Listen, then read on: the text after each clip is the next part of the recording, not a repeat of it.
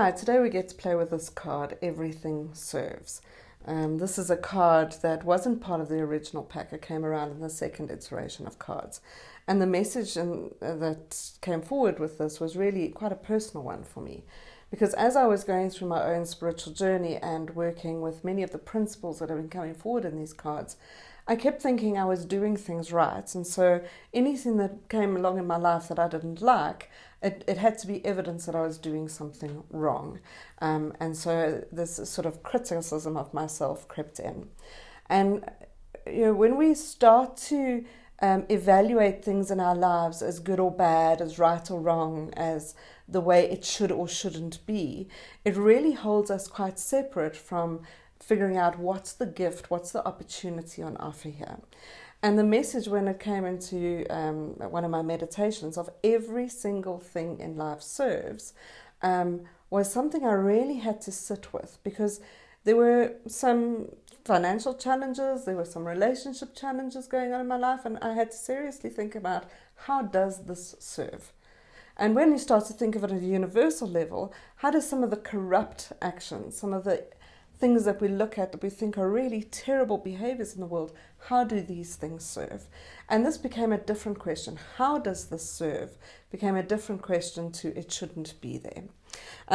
If we have a look at the picture on this, we'll see this guy, and he's got all these little pieces of the puzzle falling from the sky, and he's busy collecting them. My dad's a great puzzle builder, and I've built many puzzles with him. And the beauty of puzzles is when you look at the little piece by itself, it makes no sense. I'm not sure if you've ever had that experience, if any of you built puzzle, but you look at the tiny little piece and you can't figure out where it fits in. You even try and put it on the board on the top and try and figure out on the picture where would it go, but you don't know. And only as you build other pieces of the puzzle does suddenly this piece make sense. Suddenly the perspective shifts and you can see what it is about. And so when we look at things in its tiniest component, in the small piece of it, it often cannot make sense. But when we trust that as things move and shift in our lives, this piece of the puzzle will also make sense, it starts to bring us to the opportunity to notice how it serves in our life and what it gives us.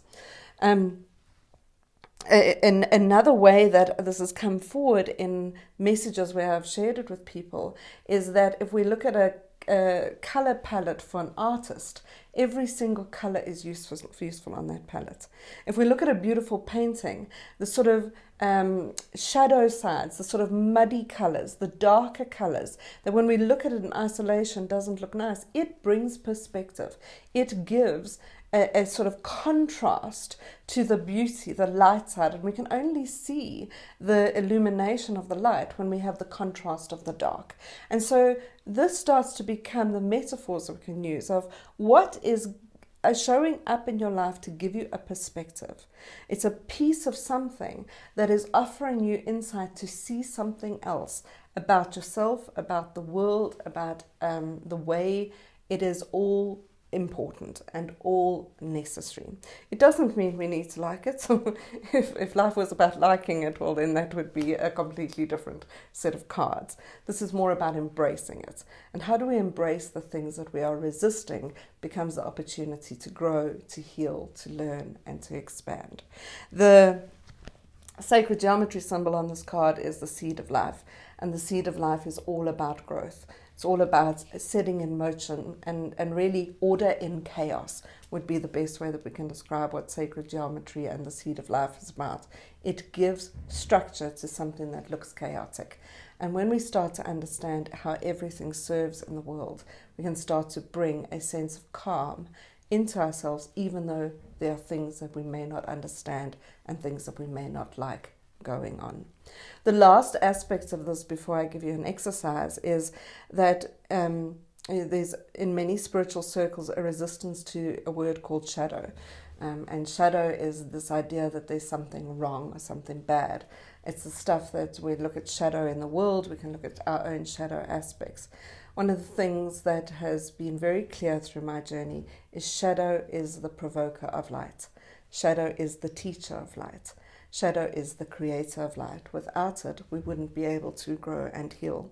If we think about the Middle Ages or time gone by, things that were unacceptable behaviors, which we would look at now as unacceptable behaviors, when they showed up, the world needed to shift. People needed to stand up for goodness and kindness. And when that happened, the world shifted.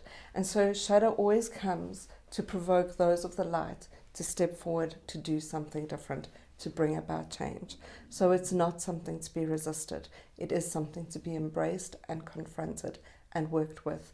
And then we can start to bring harmony back into our own lives and the world.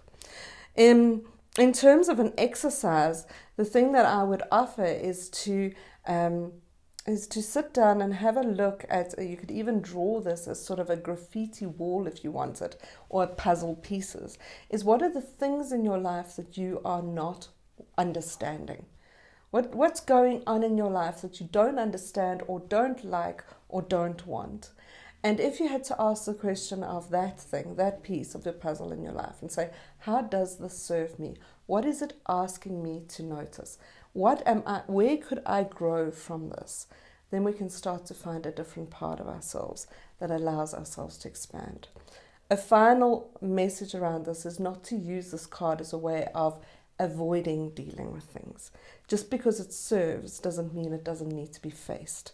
It still needs to be dealt with, and the courage to deal with things in our life is another step in the process.